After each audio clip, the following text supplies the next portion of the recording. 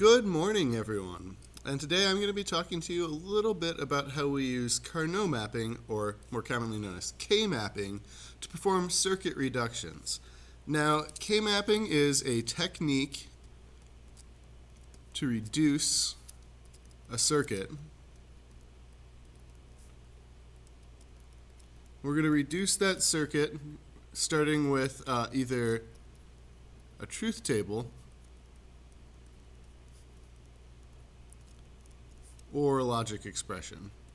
Now, if we had the logic expression, we would need to suss the truth table out of it in order to build our K-map, but we can always build the truth table from a logic expression. And this is going to result in a reduced logic expression.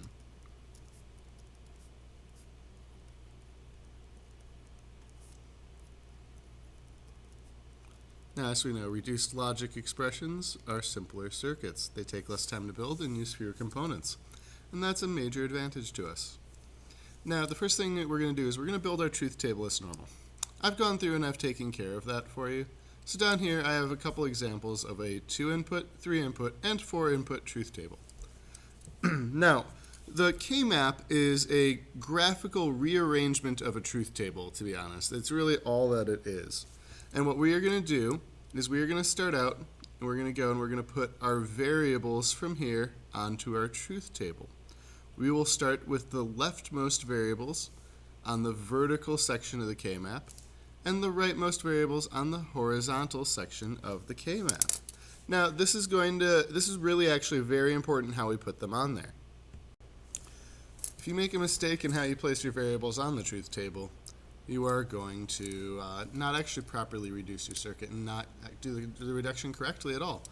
So the first thing we're going to do is leftmost variables go on the vertical column. Here, we're just going to be representing the case where j is a 0 with a j and a bar above it, and the case where j is a 1 with just a j. So all of these j's are right here. All of these j's are right here. Up here, we're going to represent every case where k is a 0 with that k naught, and k as a 1 with k right here. Now, it is really important that you put your zeros in the upper left-hand corner. This, again, is part of creating a proper truth table and proper K-map. So once we have our variables placed there, all we're going to do is we're going to go in and we're going to start transferring the outputs of our circuit, our minterms, into the proper places. Here, when j is 0 and k is 0, we have a 1. So I'm going to go in and I'm going to transfer my 1 to the spot where j is 0 and k is 0. Next up, I see that j is 0, k is 1, gives me a 1 at the output. Here's j is 0, k is 1. There's the 1 at the output. I'm drawing little arrows here just to help you see how these variables are getting onto the K-map. When you build a K-map, you'll want to leave these little directional arrows off and just place your 1s. Now here I see that j is 1, so right here. K is 0, so right here, that's a 0. And right here, j is 1, so this row. K is 1, so this column. I'll take the 0 from the truth table and move it over here. Now, don't jump ahead and start getting to your work right now feeling like you understand fully how to build a K-map. We do need to talk about a couple of the rules for 3-input and 4-input K-maps because they're going to look a little different. Over here, we're still going to be starting with all the zeros in the upper left-hand corner. We're going to be working left to right with our variables, with the leftmost variables going on the vertical column. Now, since we have 3 variables and only 2 axes here, we are going to need to go in and put 2 of them on one of our axes. So we're going to do that with the vertical axes here. Like we're going to move downwards, starting with E is 0, F is 0. Then we're going to go through here, and we can only change one variable at a time. This is a really important element of this. So what I mean by that is a lot of people want to now go and put their 1-1 case right here. Right? That's their instinct. That would change 2 things, and the K-map will not correctly work. So I'm only going to change one thing at a time here. I'm going to make F a 1. Next up, I'm going to make both E and F a 1, because that's only making one change as I move along. Here I changed F from a 0 to a 1. Here I changed E from a 0 to a 1. A lot of people will want to put F as 0, E is 1 right here, because that's just their natural instinct, is to arrange it with zeros on the top, ones on the bottom. However, that is not going to create a correct truth table correct K-map for us that represents our truth table. Now at the very bottom here, we now need the one last case, where E is a 1 and F is a 0. Again, that only makes one change. This is going to make a big difference when we use our organizational tool at the end to reduce our circuit. Right there, G is a 0, G is a 1. I'm taking the time with this because this is the #1 place I see that students make mistakes when they are working on assignments related to K-mapping. So right here, we'll just start transferring our numbers. E, F, and G are all 0. That output is a 0. E, F are 0. G is a 1. That output is a 1. E is 0. F is 1. G is 0. That is a 1. E is 0. F is 1. G is 1. You might notice that when you arrange your K-map like this, it really does make the process go pretty smoothly. Here was my first row, or there was my first row, there's my second row. Now we're going to move on to my bottom rows right here, where E and F are both 1. E and F are 1. G is 0. That's a 1 on the output right here. I'll put a few arrows in here just to help people see what we're doing. And then down here, E and F are 1, G is 1. That is going to be a 0. Do notice that we did have to jump to the bottom of our truth table there in order to continue filling it out in order. Now we need to go to where E is 1, F is 0. Alright, that'll be these two right here. We're going to handle where E is 1, F is 0, and G is 0. That's going to be a 0. Again, I'm just using some arrows here to help you see the crossover between these two sections.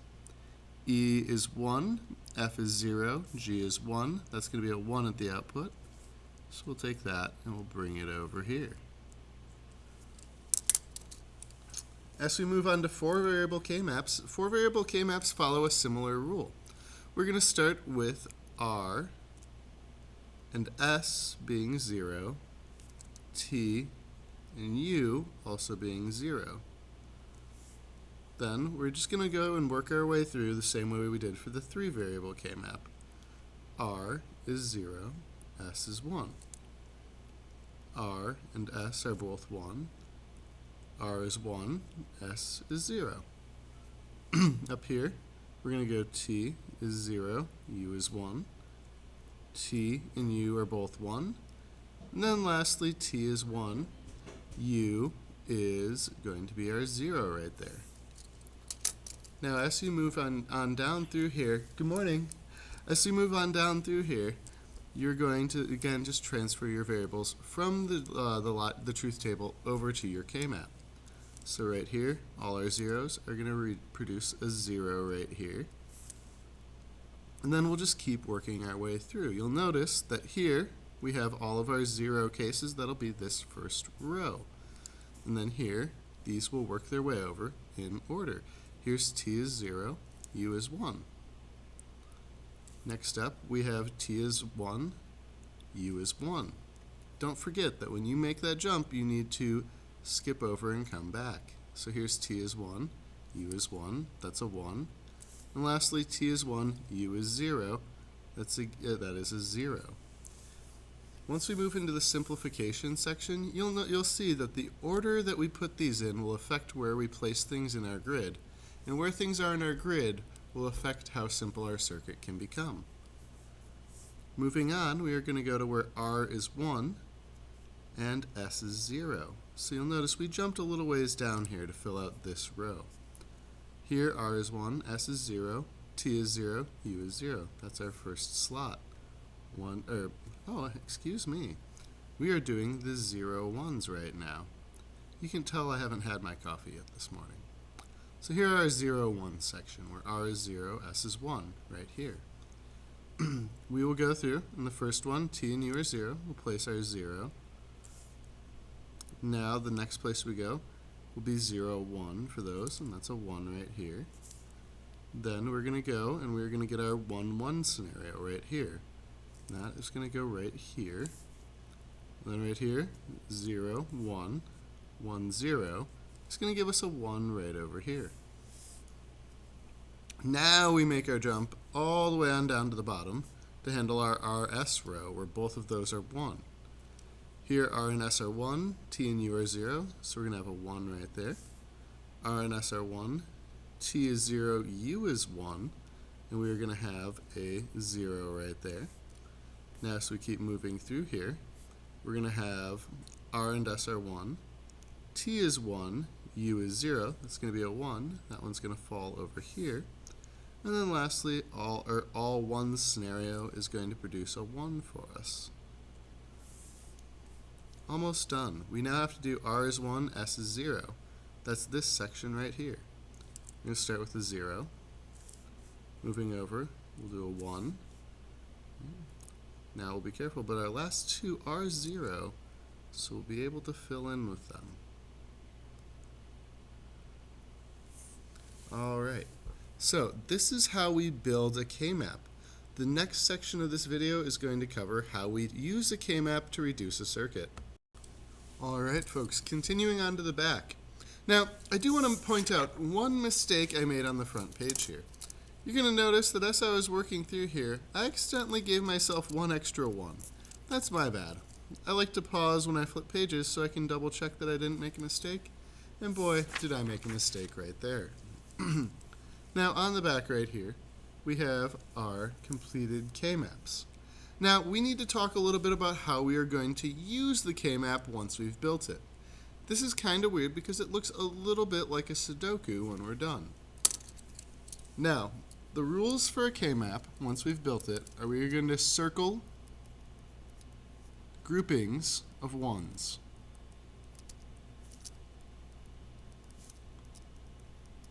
Now, these must always be a power of 2 grouping. What that means is it either needs to be a 2 to the 0 grouping, or a grouping of 1, a 2 to the first grouping, that is a grouping of 2, a 2 to the second grouping, which is a grouping of 4, or a 2 to the third grouping, and that is going to be our grouping of 8, which is a relatively uncommon grouping to find. Now, when I'm talking about groupings, what I mean is we're going to go to our K-map, and we're going to look and see where our 1s lie. Right here, I see I have 2 1s right next to each other right here. This would be a grouping of 1, or of 2, excuse me. So I'm going to circle them. Now, when we use K-maps like this and reduce using them, when we create these circles, our goal is to circle all of the 1s on the K-map. We want to do this by including as many 1s as possible in our groupings. Now, once we have our circles on, and right here I have circled every 1 on my K-map, I'm going to look at that circling, and for the circling I'll look at what changes in it. What I mean by that is that within this circling, J was a 0 for all of those minterms. However, K was a 0 and K was a 1. The way a K-map works, actually, is that we are going to look at it and we are going to remove the variable that changed from our logic expression. So when we write our logic expression, our minterms will come from the circlings, and any variable that changes within the circling is not present in the minterm. So here, we see that I have J naught. Well, that was true throughout that circling. However, K changed. Therefore, the minterm for that circling is the only variable that didn't change. K is going to go away, and this is going to create kind of a stupid circuit. Here's our input J, here's an inverter, and there's our output, J naught. Not a very exciting circuit. However, it is great that we built this, because our original logic expression, prior to reducing it, was J naught, K naught, or J naught K. If we were going to wire that circuit up, we would need both J and K. Bring those lines in from those switches. We would then need an inverter to build J naught, an inverter to build K naught, then an AND gate to connect them together. Then we would need J naught yet again, K, an AND gate to connect those together, and then at the very end we'd need an OR gate to OR those together to get our logic expression, which would have the same output as simply J naught, because we can see that whenever J is 0, we get a 1 out of our circuit. This is the better circuit to build, both in terms of your time and the cost to complete it if this was a project where you cared about the budget. Alright, let's go take a look at these 3 variable K-maps down here. Now, we're going to follow that same process, and we are going to circle groupings of 2. However, one thing that's kind of interesting about K-maps is that they connect at the edges. I want to show you a little trick with that. Now, when we are doing a K-map like this, and we have variables in the corners like that, you can see I have the same K-map here cut out. An important realization is that K-maps connect all the way around. And so you'll see right here, we actually have 2 1s touching each other. Those 2 1s were originally on the opposite corners. That means they're next to each other. And when we're doing circlings, we need to circle groupings of adjacent 1s. Since these 1s touch each other at the top, we can go ahead and circle them together to create a circling that matches this other circling. Now, I do want to show you that they do end up touching, in part because I had fun cutting these out and noting that, hey, look, that is, in fact, a circling when we fold it like that. And so they touch. That allows us to reduce it. Each circle creates a minterm for our logic expression. Here within our first circling, we'll see that E changes, however F remains a 1 and G remains a 0. Therefore, that expression is F G naught. Now we have another circling, so we are going to go ahead and OR that minterm on. Here, G was always 1 in this expression, and we'll see that in both cases F was a 0. However, E changed within that part. And so since E also changed within this part, we can get rid of it. And here we're going to see F is 0, G is 1. And that is our expression. What's nice about this is you'll notice that we were able to entirely eliminate an input. In the case of a more real-world circuit, that might tell you that there's actually a sensor or a switch or some piece of user data that you don't actually need. And that can save a lot of money and complexity in your device. Here, if we wanted to build this circuit, we would just need F and G.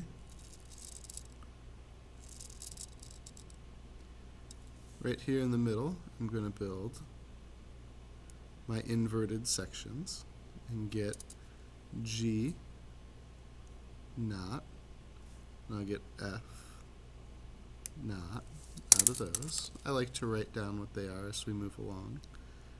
You don't need to do that when you're building your circuits. I'm mainly doing that to help you see stuff that I'm doing. Our first minterm is F G naught, so right here we'll AND together F and G naught, and that creates F G naught. Down here, we'll AND together F naught and G. And that output is going to be F naught G.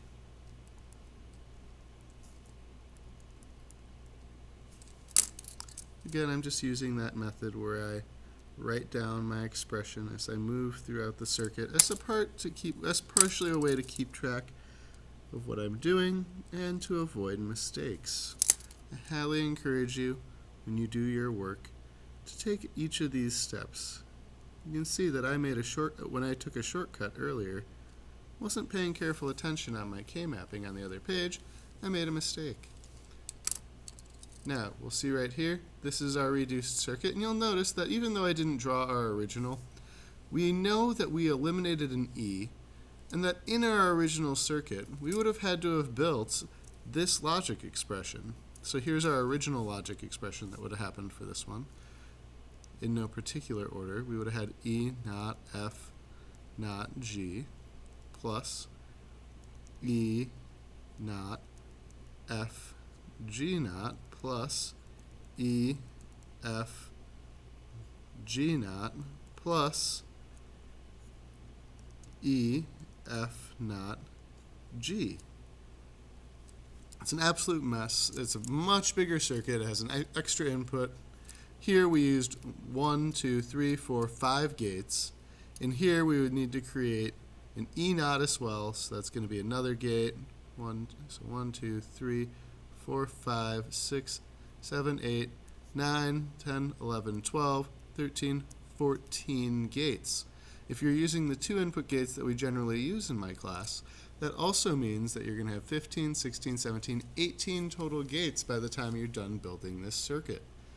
This had a total of 5.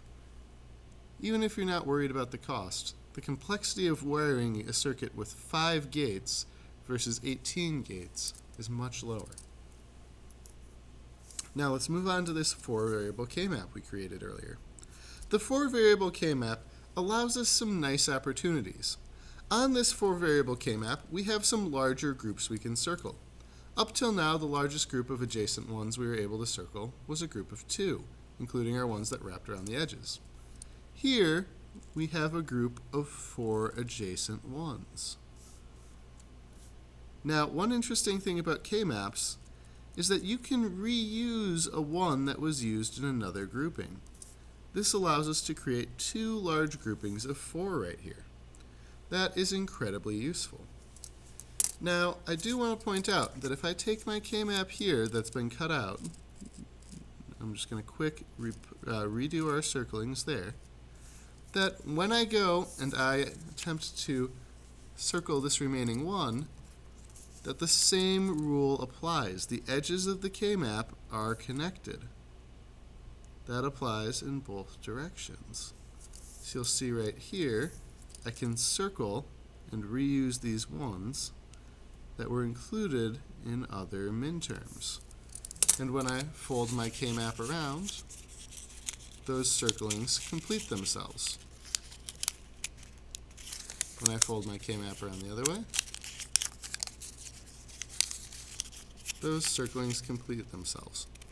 Not the smoothest of operators, as you can tell, but I enjoy showing that that does work like that. So we'll go in here, we will complete our circlings, and we're going to go through and we are going to write the minterm for each circling. Now this time I am not going to bother writing the original logic expression. As you can see, we would have 1, 2, 3, 4, 5, 6, 7, 8, 9 minterms. Now you could have reduced an expression that large using Boolean algebra. However, with 9 minterms, that Boolean algebra is going to take you quite a while. K-mapping is going to save us a lot of time. I'm talking through all of this, and I think it would take me the same time to explain this entire process that it would to take me to do the Boolean algebra to reduce it. Doing this without explaining is a minute or 2, which is really great. Let's start with our first circling, this big one of 4 right here. In this circling, I notice that R does not change, but S does. T changes, but U does not. Therefore, since R naught was true for that entire circling, and U was true for that entire circling, that'll be our first minterm. A circling of 4 1s like that will remove 2 variables. Down here, we have another circling of 4. This time it was R that changed, and T remains the same while U changed up there. Therefore, we'll drop what changed, R, and U, and we'll get ST out of this circling. Next up, we'll have some circlings of 2. A circling of 2 will only ever remove one variable. So right here, I have this circling of 2 that wrapped around the edges. Here, r and s will be true for it. They both remain the same throughout that circling. U naught also remained true for that circling. However, t changed. It was t naught on one side and t on the other. So we're just going to have a u naught. Then we are going to end up with this last bit here, where in this one, t naught and u were true for the whole thing. Here, s naught also remained true, but r was r naught and r within it, so the r is going to go away, and we have s naught, then we have t naught, and we have u. Now, in order to draw this circuit, we will need all the variables, r, s, t, and u. I'm just going to follow that method where I draw lines representing a wire coming out of that switch. This could be a row in your breadboard. I notice that I'm going to need r naught, I'm going to need s naught, I'm going to need t naught, and u naught. I tend to like to create those around the middle.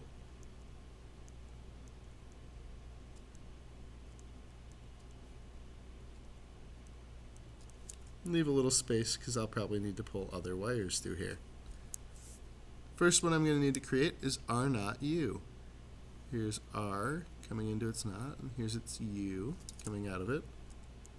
There's r naught and u.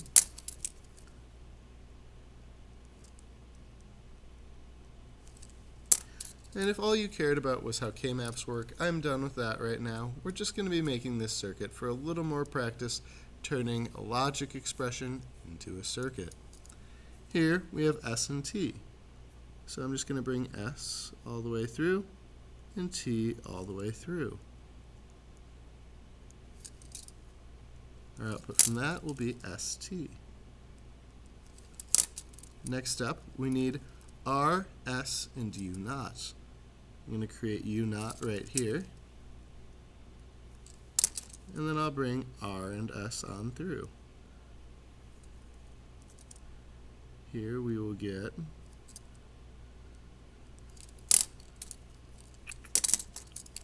r, and then here I'm going to connect s and u naught. Now you might remember that we generally will only use 2 input gates in this class because that's what we have the majority of. You could use a 3 input AND gate here to quite easily save yourself 1 gate. We just don't happen to have a lot of them. Right here we are going to use s and t naught, so here's s and t naught coming right out to those.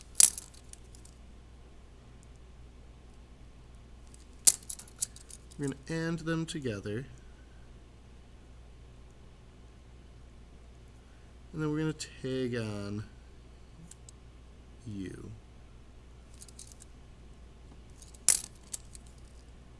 Here's S naught T naught, and then here's S naught T naught U.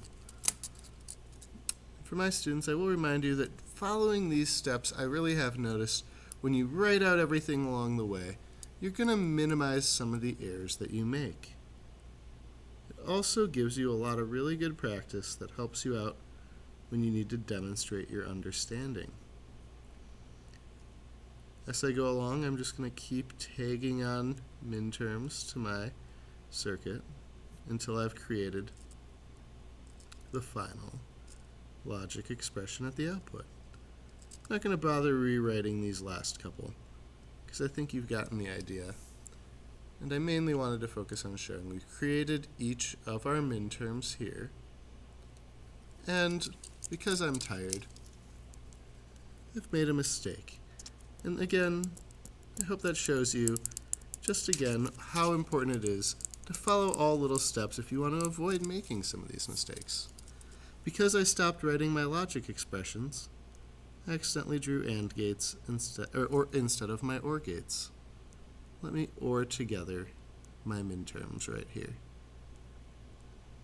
So hey, maybe everyone, including me, is making mistakes without following these little steps. Maybe you're going to follow some more of the steps. So right here, I've now created r naught u plus st. From this output, it's r naught u plus st plus s naught t naught u. And this last expression would then truly add on RSU and give me my f, the logic expression at the output.